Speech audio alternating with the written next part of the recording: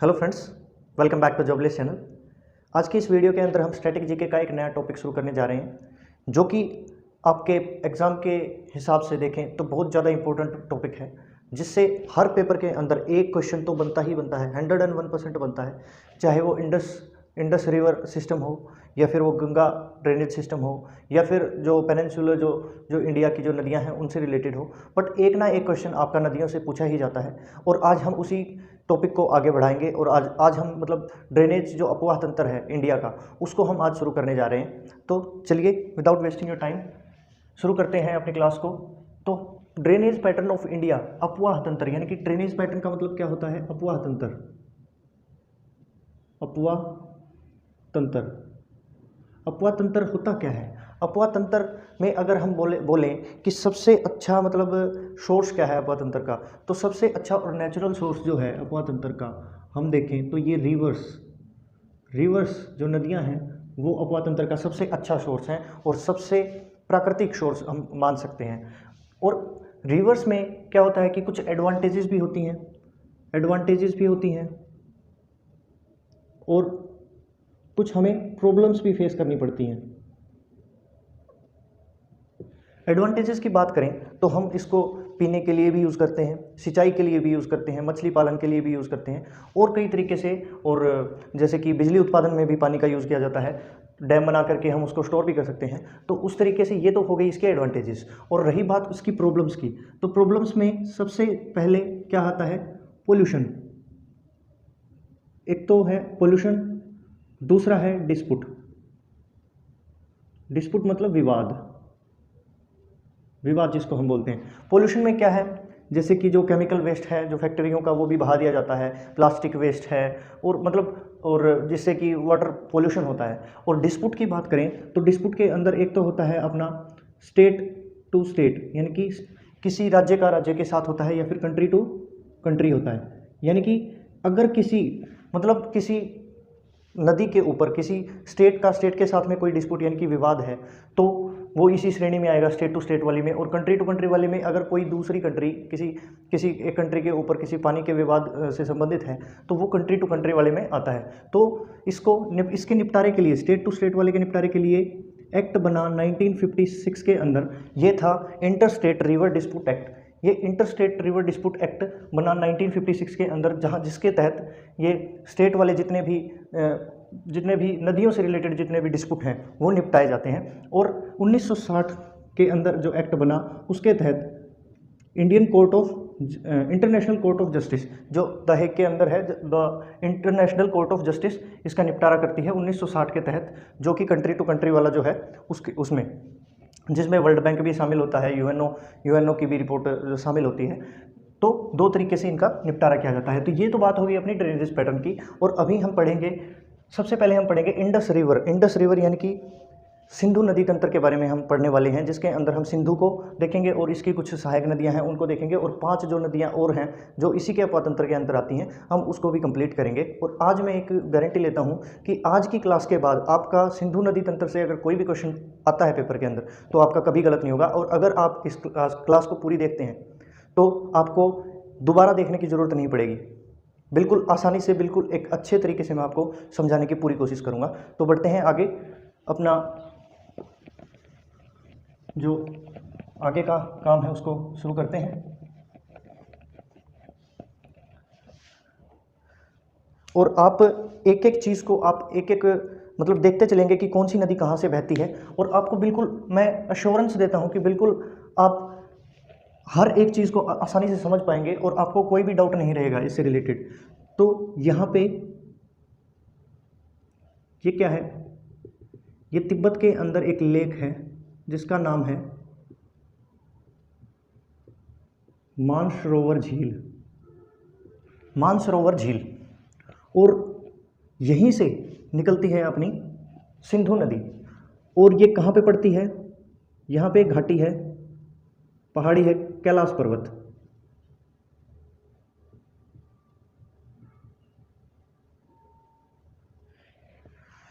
इसको और पूछ ले कि ग्लेशियर कौन सा है, तो ग्लेशियर है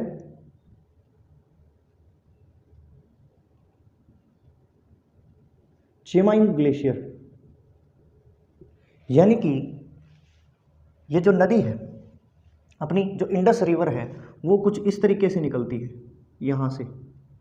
यहाँ से होते हुए कुछ इस तरीके से बहती है,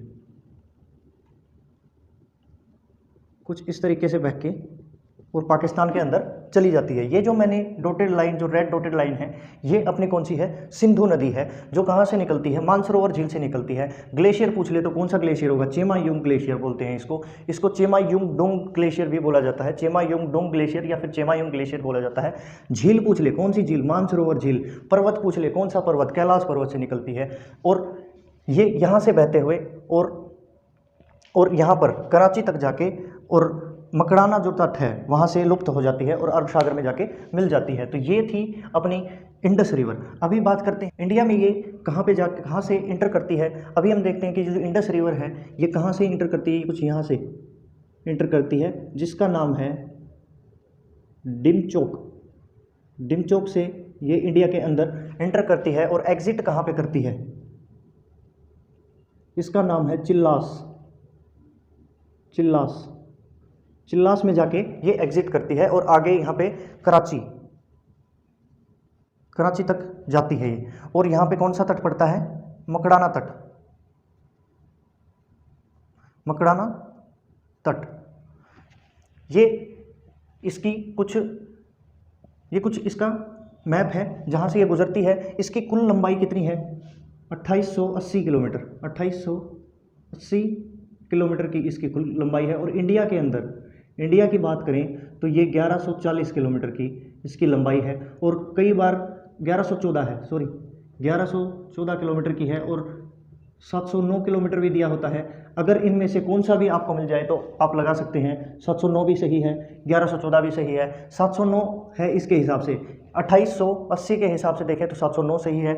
और एक डाटा है 3180 किलोमीटर का टोटल, वो उसके हिसाब से देखें तो 1114। अगर आप गूगल करेंगे तो आपको पता चलेगा कि इसकी जो लेंथ है जो इंडिया के अंदर दे रखी है वो 1114 किलोमीटर की दे रखी है। बट आपको ऑप्शन में अगर दोनों में से कोई भी एक मिलता है तो आप लगा सकते हैं, बिल्कुल सही होगा आपका। और ये जो लंबाई है ये इसकी एक्चुअल लेंथ है, क्योंकि 2900 किलोमीटर की ब्रह्मपुत्र रिवर है और उससे थोड़ी सी कम यानी कि इंडस रिवर जो है 2880 किलोमीटर की इसकी लेंथ है। अभी हम बात करें इसकी जो ट्रिब्यूटरीज हैं, छोटी छोटी ट्रिब्यूटरीज हैं जो इम्पोर्टेंट हैं। यहाँ से एक चीज़ पहले हम देख लेते हैं। ये जो एरिया है, ये वाला जो एरिया है, ये और ये वाला एरिया, इसके दोनों के बीच से गुजरती है ये कौन सा है? ये लद्दाख रेंज है। लद्दाख रेंज जो हमने माउंटेन रेंजेस हमने पढ़ी थी, आप चाहें तो उन क्लासेस को भी देख सकते हैं माउंटेन रेंजेस वाली को, ताकि आपको समझ में ज़्यादा जल्दी आती है उससे चीज़ें, क्योंकि हमने माउंटेन रेंजेस पहले कंप्लीट कर ली हैं। तो यहाँ पे ये है कौन सा? ये लद्दाख रेंज है। और नीचे है ये जास्कर रेंज और लद्दाख रेंज के बीच से, यानी कि लेह से होकर गुजरती है ये और आगे चली जाती है। इसकी एक छोटी ट्रिब्यूटरी है यहाँ पे है, ये है इसकी छोटी सी ट्रिब्यूटरी जिसका नाम है शोक। ये क्या है? शोक नदी। और एक छोटी सी इसके अंदर भी आती है, एक जो शोक की भी एक ट्रिब्यूटरी है जिसका नाम है नुब्रा। और एक ट्रिब्यूटरी है इसकी यहाँ पर जिसका नाम है हुंजा नदी। एक है यहाँ पर, इसका नाम है गिलगिट। यानी कि इंडिया के अंदर ये जो 3 ट्रिब्यूटरीज हैं इंडस रिवर की, यानी कि सिंधु नदी की, ये तीनों ट्रिब्यूटरीज इंपॉर्टेंट हैं। यहाँ पर है कुछ इस तरीके से है, ये है काबुल नदी जो पाकिस्तान में है। यहाँ पर है कुर्रम, यहाँ पर है एक रिवर है जिसका नाम है गोमल। ये कुछ इसकी सहायक नदियां हैं जो इम्पोर्टेंट रोल प्ले करती हैं इसके अपवाह तंत्र को बनाने में, और आगे जाके ये कराची के अंदर मिल जाती है। ये इसकी कुछ टोटल लंबाई है। ये चेमयुंग ग्लेशियर से निकलती है, मानसरोवर झील से निकलती है और डिमचोक से इंटर करते हुए चिल्लास से वापस पाकिस्तान के अंदर चली जाती है। और इसका जो टोटल जो पानी है ये 81% ऑफ वाटर जो है ये पाकिस्तान यूज़ करता है, बाकी का जो 19% जो है वो इंडिया यूज़ करता है। आप पहले इसका स्क्रीनशॉट ले लीजिए, इसके बाद जो इससे नीचे वाली जो 5 नदियां हैं हम उनको भी सोल्व कराएंगे।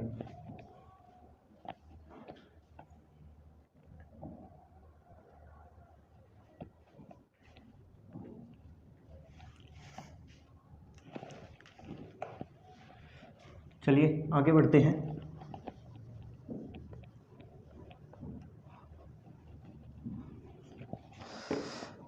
अभी हम बात करते हैं आगे की, जो नीचे वाली जो 5 नदियां हैं उनकी। पहली है झेलम नदी, दूसरी है चिनाब नदी, तीसरी है रावी, चौथी है व्यास और 5वीं है सतलुज। इनका जो क्रम है ये इसी तरीके से है, झेलम चिनाब रावी व्यास सतलुज, झेलम चिनाब रावी व्यास सतलुज, यानी कि नॉर्थ टू साउथ की तरफ अगर हम जाते हैं, ये पूछा जाता है एग्जाम के अंदर, अगर हम नॉर्थ टू साउथ जाते हैं तो झेलम के जस्ट साउथ में कौन सी नदी है, तो झेलम के जस्ट साउथ में कौन सी नदी है, चिनाब है। या पूछा जाए कि अगर हम साउथ टू नॉर्थ जाते हैं तो सतलुज से ऊपर कौन सी नदी है, तो व्यास नदी है। इसी तरीके से आपको पैटर्न याद रखना है, झेलम चिनाब रावी व्यास सतलुज। इसका एक मैं ट्रिक बताता हूँ, अगर आप इन दोनों को याद कर लें, झेलम और चिनाब को याद कर लें, चिनाब के बाद में क्या है, रावी में वाह है, वह पीछे है तो इसको आगे लेके आएंगे तो व्यास हो गया, और व्यास के अंदर स है तो स को आगे लेके आएंगे तो सतलुज हो गया। यानी कि इन तीनों का पैटर्न तो हमें पता है कि किस तरीके से आएंगे, रावी व्यास सतलुज।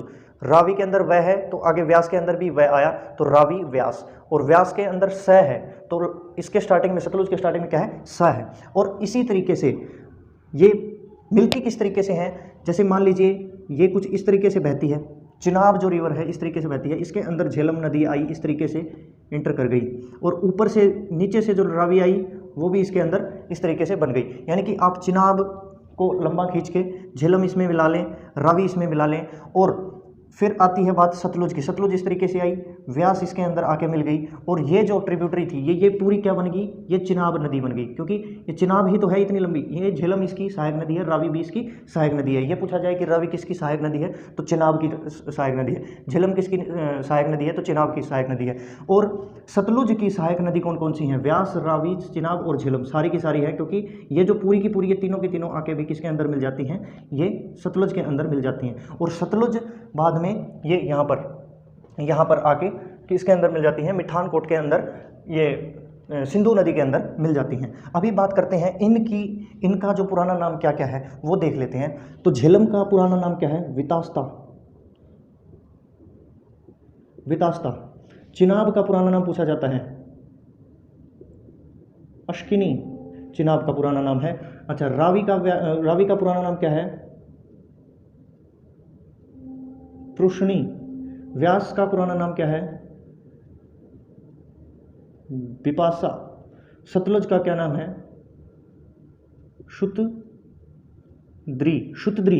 शुतद्री। ये इनके नाम हैं जो बार बार पूछे जाते हैं पेपर के अंदर कि झेलम का नाम पुराना नाम क्या है, तो वितास्ता, चिनाब का अश्किनी, रावी का पृष्णी, व्यास का विपाशा और सतलज का कौन सा है, शुतद्री।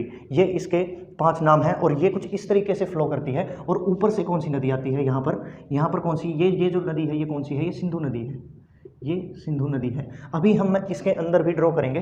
तो देखें, सबसे पहले हम बात करें झेलम नदी की, तो झेलम नदी कुछ यहाँ से शुरू होती है, यहाँ से। ये कौन सा पॉइंट है, ये है शेषनाग झील जो श्रीनगर के अंदर है, वो यहाँ से शुरू होके और यहाँ तक आती है। ये क्या है, ये है वुलर लेक, यानी कि ये है वुलर झील, और ये है शेषनाग, ये वुलर। और यहाँ से होते हुए कुछ इस तरीके से ये इसकी बाउंड्री डिसाइड करते हुए आगे बढ़ जाती है, कुछ इस तरीके से आगे बढ़ जाती है। अभी ये कश्मीर वाला एरिया है, ये लद्दाख और ये कश्मीर वाला एरिया, ये है हिमाचल प्रदेश, ये पंजाब और ये उत्तराखंड, ये नीचे है हरियाणा। तो अभी हम बात करें, अगर चिनाब की बात करें तो चिनाब कुछ इस तरीके से निकलती है यहाँ से। ये इसकी कुछ ये दो ट्रिब्यूटरीज के अंदर डिवाइडेड है, जिसको हम चंद्रा और भागा बोलते हैं। चंद्रा और भागा जो है ये आगे बढ़ के चिनाब रिवर बनाती हैं, और ये इस तरीके से आगे बहती हुई कुछ इस तरीके से निकल जाती है। और ये जो ऊपर ये क्या है, झेलम रिवर है, ऊपर क्या है, झेलम नदी, और ये नीचे कौन सी है, चिनाब। ये चिनाब के अंदर इस तरीके से मिल जाती है। ये है चंद्रा और ये है भागा। ये कहाँ से निकलती हैं, ये कौन सा दर्रा है, ये है बड़ा लाचला दर्रा। यानी कि बड़ा लाचला दर्रा से कौन सी नदी निकलती है, तो चिनाब नदी निकलती है। कौन सी, कितनी ट्रिब्यूटरीज हैं इसकी, चंद्रा और भागा, इसकी 2 ट्रिब्यूटरीज हैं जो मिलके एक नदी बनाती हैं जिसका नाम है चिनाब, और आगे ये झेलम नदी भी इसके अंदर मिल जाती है। अगली बात करें तो यहाँ से कुछ निकलती है अपनी, मैं इसको मिटा रहा हूँ, इसको मैं यहाँ पर लिख देता हूँ, ये यहाँ पे भी नहीं आएगा, ये आके इसको हम बाद में देख लेंगे। ये यहाँ पे है बड़ा लाचला दर्रा है। अच्छा अभी मैं बात करूँ, ये यहाँ से निकलती है रावी नदी, रावी नदी निकलती है कुछ इस तरीके से, और इसी तरीके से जाके इसके अंदर मिल जाती है। रावी नदी कहाँ से निकलती है? ये रोहतांग पास, रोहतांग दर्रे से निकलती है। ये कौन सा दर्रा है? ये है रोहतांग दर्रा। रोहतांग दर्रे से एक तरफ से निकल गई रावी नदी, दूसरे तरफ से निकल गई यहाँ पर, ये है व्यास, ये व्यास नदी, और ये थी कौन सी? ये रावी नदी थी, ये है व्यास नदी।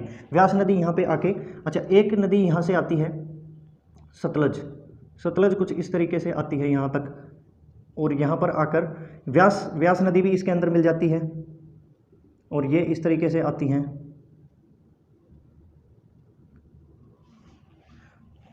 ये झेलम, चिनाब और रावी नदी भी सतलज के अंदर मिल गई, और यहाँ से ये व्यास नदी भी सतलज के अंदर मिल गई, जो कहाँ से होके आई थी? ये तिब्बत से होके निकल के आई थी। तिब्बत यानी कि मानसरोवर लेक से निकल के आई थी, हिमाचल प्रदेश, पंजाब और फिर पाकिस्तान के अंदर इंटर कर गई, और यहाँ से ये झेलम, चिनाब और रावी नदी भी जाके इसके अंदर मिल जाती हैं, और आगे बढ़ के ये सिंधु नदी के अंदर मिल जाती हैं। तो ये कौन सी जगह है? ये है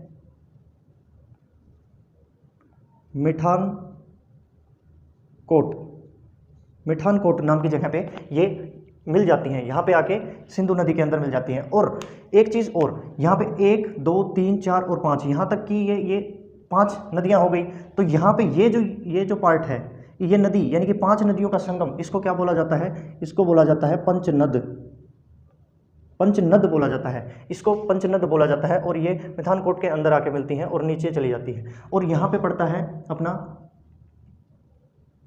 लाहौर, पड़ता है लाहौर। और यहाँ पर ये रावी नदी के तट के ऊपर पड़ता है हड़प्पा, जहाँ पे जो हड़प्पा सभ्यता वाले जो अवशेष हमें मिले हैं वो रावी तट के ऊपर है, रावी नदी के तट के ऊपर है, और कुछ है सिंधु नदी के तट के ऊपर। जो मोहनजोदड़ो के किनारे, जो मोहनजोदड़ो था वो सिंधु नदी के किनारे पे बसा हुआ था, और जो हड़प्पा है वो रावी नदी के किनारे पे बसा हुआ है। तो आपको ये चीज़ समझ में आई होगी। यहाँ से शेषनाग झील से जो निकलती है वो झेलम है, और वुलर झील से होते हुए ये कुछ इस तरीके से बाउंड्री बनाते हुए पाकिस्तान के अंदर इंटर कर जाती है। यहाँ से चिनाब नदी आती है इस तरीके से, ये जो चिनाब नदी है, और नीचे से आती है रावी नदी जो इसके अंदर जाके मिल जाती है। और ये छोटी सी जो ट्रिब्यूटरी है, ये छोटी सी, इसको व्यास नदी बोला जाता है। एक क्वेश्चन ये पूछा जाता है कि ऐसी कौन सी नदी है जो सिर्फ इंडिया में ही शुरू होकर इंडिया में ही खत्म हो जाती है, यानी कि इंडस रिवर की ऐसी कौन सी ट्रिब्यूटरी है जो इंडिया से शुरू होकर इंडिया में ही खत्म हो जाती है? तो व्यास नदी है। और इनका दोनों का ही जो ओरिजिन पॉइंट है ये रोहतांग पास है। ये कौन सा है? रोहतांग दर्रा, ये रोहतांग दर्रा है। और ये कौन सा था? चिनाब वाला क्या था? बड़ा लाचला दर्रा। एक ये पूछा जाता है कि यहाँ पर जहाँ से सतलुज इंटर करती है इंडिया के अंदर, ये कौन सा दर्रा है? ये है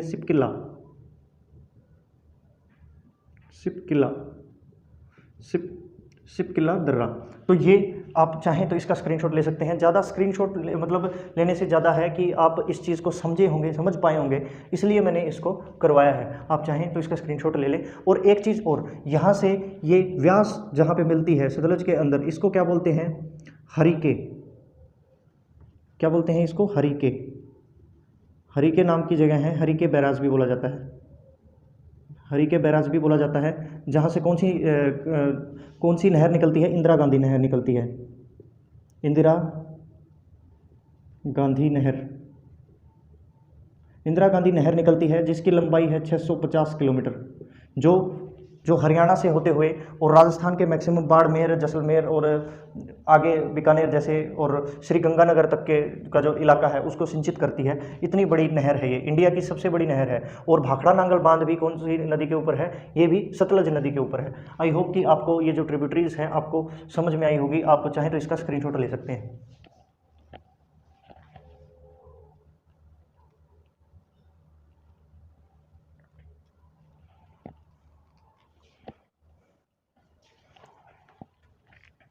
चलिए अभी हम बात करते हैं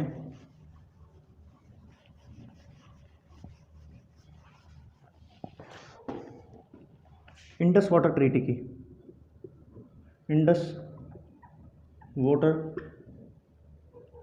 ट्रीटी यानी कि सिंधु जल संधि, सिंधु जल समझौता भी बोल देते हैं, समझौता।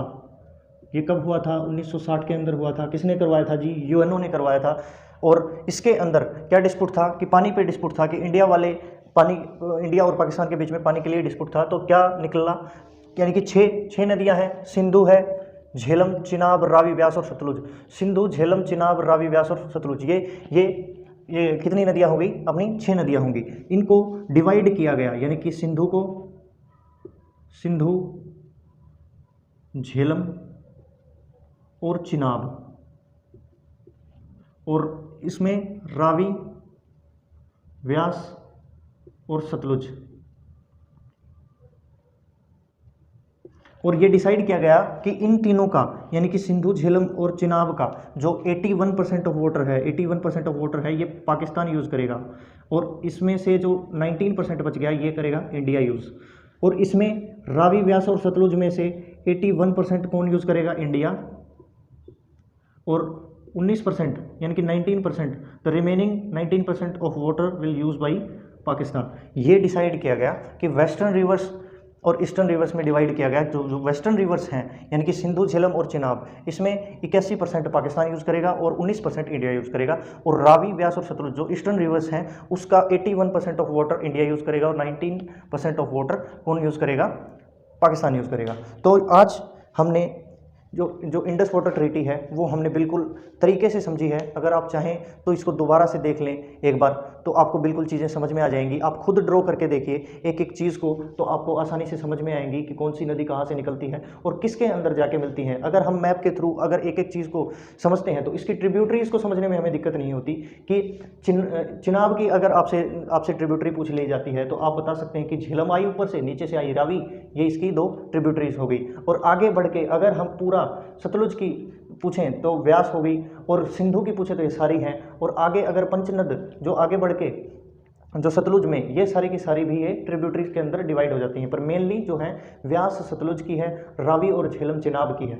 कुछ इस तरीके से आप याद कर सकते हैं। आई होप कि आपको ये वीडियो अच्छी लगी होगी। आप चाहें तो मेरे जो स्टैटिक जीके की और भी क्लासेस हैं आप देख सकते हैं, जिसके अंदर मैंने माउंटेन रेंजेस को कंप्लीट करवाया है और मैंने नेबरिंग कंट्रीज़ ऑफ इंडियाज़ भी कंप्लीट कर दी हैं। सारे के सारे आप मतलब एक एक डिटेल के अंदर मैंने 9 के 9 जितने भी स्टेट्स हैं उनको, कंट्रीज़ हैं उनको करवा दिया है। और इंपॉर्टेंट ऑर्गेनाइजेशंस भी मैंने करवा रखे हैं जो CET यानी कि ग्रुप D के एग्ज़ाम के लिए काफ़ी ज़्यादा इंपॉर्टेंट हैं। तो मिलते हैं अगली क्लास के साथ, तब तक के लिए जय हिंद।